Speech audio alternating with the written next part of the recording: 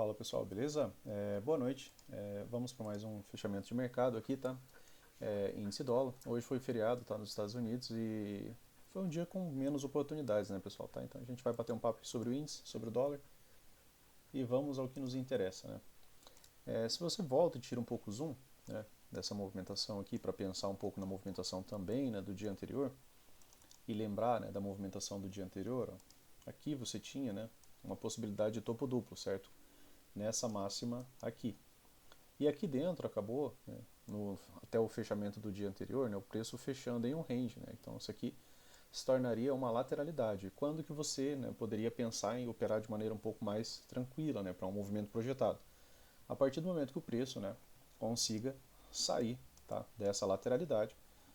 Por vezes ele volta, faz um pullback, né, como acabou fazendo aqui, ó, ele fez um rompimento, voltou, fez o pullback, só que ele sai com uma barra de ignição, né, nos 5 minutos única, né, não tem uma outra oportunidade depois. Tá? Acaba sendo uma barra muito, muito ampla, uma barra de 700 pontos, tá? Então, só entrando por time frame menor ali. Tá? Aqui, pessoal, se você minimamente começar a somar, né, as ideias, o que a gente tinha conversado, né, do fechamento do dia anterior? Aqui a gente teve um gap de média, lembram? Aqui a gente teve um gap de média, tá? E o preço, né, podia encontrar um ponto de parada para ser uma possibilidade de MTR, né, que você até teve uma puxada, uma segunda puxada, e aqui uma terceira puxada, né, em contagem de pernas, né, tá? Então, não liga muito linear essa movimentação, tá? Mas você consegue ter, né, a contagem de puxadas aqui, tá? E no dia de hoje, né, você também tinha a possibilidade de ligar ainda essa wedge. Lembrando que você tem o topo duplo aqui pouco depois, você tinha tido gap de média, então você tinha tido algum tipo de movimentação que pudesse te levar a pensar, né, numa reversão majoritária de tendência.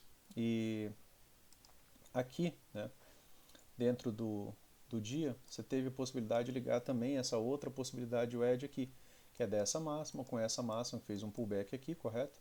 O preço volta e testa essa mesma região. Após isso daqui, né, a gente postou lá no Instagram que seria uma possibilidade.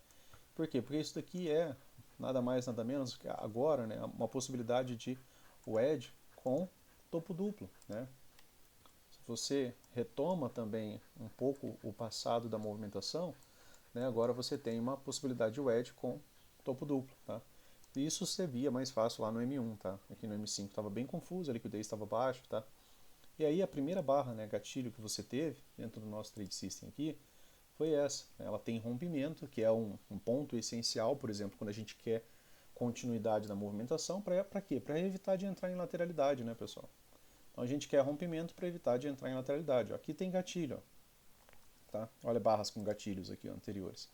Aqui teve gatilho, tá? Essa barra ela fechou contida dentro da máxima da anterior. Beleza, manteve-se a lateralidade, aqui tinha uma POC por volume, que segurou bem a movimentação do preço. Depois eu tenho uma outra barra com gatilho aqui, ó, barra com gatilho saindo das médias, mas sem rompimento. Ela fecha contida dentro da movimentação anterior. Movimentação contida dentro da barra anterior é barra sobreposta é um indício de lateralidade. Barra com rompimento é indício de continuidade. Tá? Então aqui eu tenho gatilho de venda, tá? Stop aqui, stop protegido pelas médias. Então se você vende aqui, seu stop está aqui, né? Você pegaria, né, boa parte da movimentação. Foi a melhor entrada do dia, tá? Aqui pelos 5 minutos. Não consigo ver outra aqui. Questão de alvos, né, pessoal? Aqui tinha o primeiro alvo, tá? Do intraday mesmo, já que a possibilidade ainda era de lateralidade, aqui era fundo duplo, né? Aqui embaixo, né, que era com essa mínima, tinha essa região ali de volume. Aqui foi primeiro alvo, aqui foi segundo alvo e aqui foi terceiro alvo. E muitas vezes depois do terceiro alvo o preço lateraliza ou mesmo reverte. Na maioria das vezes ele vai só lateralizar. Hoje foi o que ele fez, tá? Terceiro alvo dentro do intraday, né, não é a movimentação que mais ocorre. Tá? A gente vê normalmente o primeiro e segundo alvo.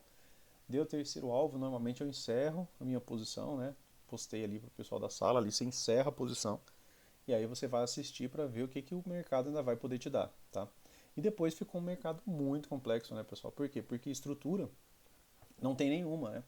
Às vezes ele renova a máxima, ele volta, renova a mínima, né? E ele ficou em cima, trabalhando em cima dessa região de POC aqui, que é uma região de briga, né, pra gente. Então, a melhor entrada do dia foi essa daqui, stop aqui, né, e pagou, né, muito bem essa movimentação.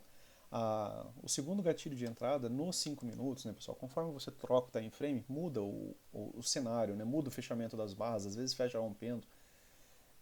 Teve esse outro gatilho aqui, mas ele é um doji em cima de uma POC por volume, então ele não é um gatilho que eu pegaria, tá? E depois, né, você tem esse outro gatilho aqui que tem rompimento, mas é uma barra muito ampla para um stop absurdo, né? Você não tem como vender aqui com um stop de 700 pontos, né, pessoal? Tá? Então era um trade complexo, né, de se realizar. Ele até volta, né, bastante se você tiver paciência, né, às vezes para pegar a movimentação voltando, né, você ficaria com um stop de 400 pontos, mas ainda assim é um stop pesado. E pensando na possibilidade depois de terceiro alvo às vezes acaba revertendo, né? Então talvez não fosse o melhor pensamento, né, de pensar em comprar isso daqui, tá? Principalmente porque você tinha acabado de assistir, né, uma movimentação de baixa. Normalmente quando a gente assiste uma forte movimentação de baixa, o que a gente faz? A gente traça FIBO, né, para pensar em níveis de retração. Quando o preço só chega até o 38,2, a movimentação está muito forte. 50%, né, a movimentação já não está tão forte. 61,8, né, os comprados já estão muito participativos, tá? Então a descida pode ser um pouco mais lenta, mais gradual, tá? Ele veio até o 38,2, tá, dessa movimentação aqui inicial. Deixa eu puxar aqui de maneira correta, tá, para vocês observarem, tá? Então ele chegou até o 38,2, volta, né? Aí aqui ele deixa outro gatilho operacional com rompimento, tá? Tem o anterior aqui, tá? Gatilho operacional com o rompimento da barra. Então venda aqui, stop aqui, né? Ele chegou a pagar ali o seu 1 para 1, mais nada. Tá? Ele faz um fundo duplo, né, e volta a subir. Depois ele deixa um gatilho de compra, aqui ainda dentro dessa lateralidade. E aqui as coisas é mais complexas, né, pessoal? A partir do momento que você percebeu que a lateralidade, esse gatilho aqui eu não considero ele tão bom, por quê? Porque bem aqui, ó, era topo duplo, tá? E se eu vou comprar aqui com o stop aqui embaixo e só com esse espacinho aqui para o topo duplo, é complexo, né, você fazer isso. É contra você mesmo, né? E aí aqui, ó, você teve uma movimentação de uma perna, duas pernas, essa segunda correção e uma terceira perna. Depois o preço, né, faz essa wedge aqui e desce, né, com duas pernas de baixa, tá? E depois que você observou isso daqui, né, que se tornou um mercado lateral, aí o ideal é que ou você saia do mercado ou que você mude completamente a sua maneira operacional. Como assim mude completamente a maneira operacional? Eu recomendo que para quem pensa, né, em operar lateralidades, compre o livro do Brooks, tá, o Lateralidades, porque são cerca de mais de 500 páginas, né, do Brooks explicando contextos de lateralidade, tá? E aí você vai ter que ler e vivenciar isso daqui, voltar e fazer backtest até ficar cansado. Mas de maneira prática, né, depois que você observou um range, você pode marcar esse range, né? Você pode, por exemplo, marcaria aqui, tá? Marcaria esse fundo. E a partir do momento, né, que o preço vai deixando outras lateralidades, né, que às vezes são lateralidades menores, a gente vai fazendo marcações nelas também, né? E aí como que você vai operar isso daqui? Se o preço viesse fazer nova máxima, você ia entrar vendido. Então muda completamente a forma de operar. Você não está mais buscando continuidade, você está buscando a falha de continuidade. E aí aqui, ó, ficou um outro fundo, né? Então se o preço vier abaixo, aqui eu tenho que comprar e não mais vender, né? Porque eu estou pensando na lateralidade, nessas barras sobrepostas, estou pensando nessa lateralidade aqui um pouco maior, né? Que ele veio abaixo dessa primeira barra, então aqui eu tenho que estar comprando, tá? Aí ele pega e vem aqui, ó, acima de uma máxima, que ficou uma máxima aqui, certo? O preço volta. Quando o preço vem acima de máximo, você tem que estar pensando em vender, aí você vende, pega um pouquinho de lucro. Aí você marca uma nova mínima, aí você marca uma nova máxima, aí passou acima, você vende, né? Então é bem diferente. E ainda assim, né, depois foi uma lateralidade que nem dava para trabalhar, né, a não ser esse começo dela aqui, que aí ele faz nova máxima que falha, e aqui faz nova mínima e falha. Só que aqui ele ainda estava delimitando, né, a lateralidade. Aqui seria uma aposta muito pesada, né, de você já cair aqui já pensando em lateralidade, tá? Então você primeiro precisa delimitar, né, você precisa ver o que está acontecendo, né, a movimentação do preço. Aí você pode trabalhar o EDS dentro de lateralidades, porque funcionam muito bem, né? Mas primeiro você precisa ver, né, a lateralidade começar e percebê-la rápida. Né? A partir do momento que você vê barras sobrepostas, você tem que ligar o start. Ó. Uma barra sobreposta, duas, três, quatro, né, uma movimentação, volta. Tá? Aqui já ganhou o contexto, tá, de lateralidade, certo? Viu barra sobreposta, você tem que ter esse insight. Tá? Eu falei que eu vou tentar ser breve, né, e não falar sobre outros tempos, para não tomar muito tempo do vídeo, mas olha que interessante isso aqui, olha como é que foi o M60 hoje, né? Você está num bom modo rompimento, né? Você teve ali algumas barras internas, tá? Você fechou ali inclusive em uma barra interna, e aí, né, a gente está numa lateralidade, no modo, né, de compressão do mercado. Isso daqui vai se expandir. O lado a gente vai ter que assistir, mas a princípio você tem ali já uma lateralidade. Então eu vou conversar aqui sobre o dólar para eu tentar não me alongar, que eu estou tentando fazer vídeo em 15 minutos, pessoal. O dólar, né, fez uma movimentação de alta bem complexa, mas estava em um Fab 4 de compra, né, desde a abertura. Tá? Ele sai dessa lateralidade aqui do dia anterior, ó, que acabou tendo, né, um modo rompimento também, né, que é a da postagem da manhã. Tá? Então ele está aqui, ó, dentro dessa lateralidade, certo? Essa movimentação do final do dia. Aqui ele vem e volta, né? Aqui tinha VWAP do dia anterior, ó. O preço tocou a VWAP do dia anterior e voltou a subir. Isso aqui é a VWAP do dia 23, tá? Que também ajudou a segurar o preço por um bom tempo. Então são marcações interessantes que a gente tem ali no gráfico e tem que usar, tá? E aí o dólar, né, a primeira movimentação interessante que ele teve foi essa barra aqui já saindo da lateralidade, né? Porque ele deixa gatilho de compra e rompe, né, várias máximas, inclusive as máximas da lateralidade, né? Ele acaba fechando fora. Então foi a primeira possibilidade de compra, né? Essa movimentação aqui pagou cerca de 15 pontos, tá? E aí minimamente, né, você também poderia trabalhar já a lateralidade projetada, né, que seria 100% dessa movimentação, né? Então daria aqui, né, a lateralidade em si projetada. Depois o preço, né, ficou mais ou menos parecido com o dia anterior do índice.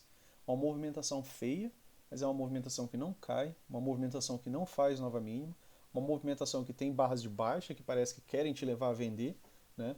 E as barras de alta não têm continuidade, só que o mercado continuava subindo, né? Se você observar as máximas, né, se você marcar aqui minimamente as máximas da movimentação, você pode ver que ele tem renovado máxima, de maneira lenta, mas tinha renovado máxima. E aí ele pegou e fez um rompimento, né, que foi de uma falha de wedge. Como assim uma falha de wedge? Né? Eu tive aqui, ó, essa movimentação, uma correção. Tive uma puxada, então esse é um topo um pouco mais alto do que esse topo aqui, então eu tenho uma possibilidade de ligar duas máximas. E aí o preço vem, corrige novamente, chega aqui pela terceira vez nessa região, o que você espera daqui? Uma wedge, né?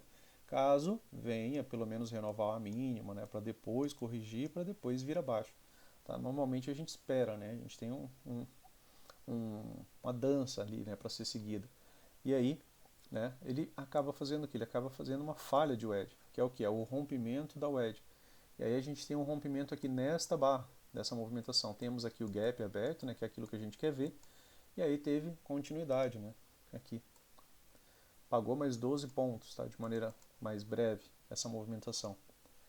Dentro aqui da tendência, né, pessoal, o preço está acima da 9, está acima das médias, né, não dá para você ficar tentando vender. Principalmente, né, se você não observa, né, o preço renovar a mínima. Olha aqui, ó, minimamente, para você vender, você quer ter uma estrutura de baixa. E aqui não tinha estrutura de baixa alguma. Aqui ainda teve, ó, uma estrutura de troca de polaridade, com essa máxima aqui que foi rompida. O preço volta, testa essa máxima aqui, né, e volta a subir. E eu tinha comentado, né, e postei também na parte da tarde, né, que depois que o preço cumpriu a wedge do M60, né, eu estava esperando uma segunda perna do dólar, né, que era essa nested wedge aqui, tá? Possibilidade nested wedge. E aí, a partir do momento que ele renovou, né, esse topo aqui, eu estava esperando uma possibilidade de segunda perna, mesmo que haja correção. Inclusive, né, ainda dá para esperar um pouco mais, né, de movimentação altista ainda, tá?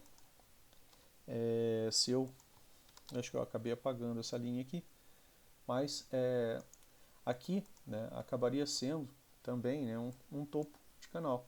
E aí ficaria alto aqui nesse canal, aqui ficaria complicado, aqui tem a MM200, tá? Mas a princípio, né, ainda tem possibilidade dessa movimentação ter um pouco mais de continuidade na alta. Beleza, pessoal? Então acabou sendo uma tendência desde a abertura, feia, né, movimentação difícil, não foi uma movimentação fácil, mas depois que cumpriu, né, ali minimamente, faz algum ponto ali que a gente conheça, né, por exemplo, uma falha de wedge, né, para você trabalhar também, né, movimentos projetados. Aí você poderia trabalhar também o intraday aqui, né? com o primeiro alvo dessa movimentação aqui, né, que também conversamos lá no grupo hoje. Demorou muito, né, porque só veio dar essa movimentação aqui ao final do dia. Agora, né, você tem a possibilidade também, tá, de ligar um canal, tá, nessa movimentação aqui, certo? Então, canais de alta podem ser boas bandeiras de baixa, né? A gente já repete isso já há um bom tempo. Espero que vocês acabem gravando, né? Porque o canal não se mantém para sempre, né, pessoal? E, às vezes ele dá um terceiro toque nessa região, fica alto nesse canal aqui, ou chega lá naquele canal de baixa dos 60, tem um rompimento aqui, tá, da LTA, e aí tem uma boa movimentação de baixa, beleza? Consegui deixar o vídeo aqui dentro dos 15 minutos, talvez eu tenha pulado alguma parte ali que eu poderia estar falando um pouco melhor, mas eu acredito que fica um vídeo mais breve aí para vocês também, tá? Cuidado com movimentações contra a tendência, tá? 80% das tentativas de reversão contra a tendência falham, tá? Aqui não chegou, né, a ter nenhum fundo, né, renovado, tá? A não ser esse minoritário aqui, né, que é só uma leve movimentação, tá? Mas fiquem atentos a isso, né? Não operem contra a tendência, tá? Fiquem a favor da tendência, né? Barras azuis, gatilhos com rompimento, stop correto, né? Você pegaria boa parte do lucro aqui no dia. Beleza? Valeu, pessoal. Abraço, bons trades amanhã e até mais.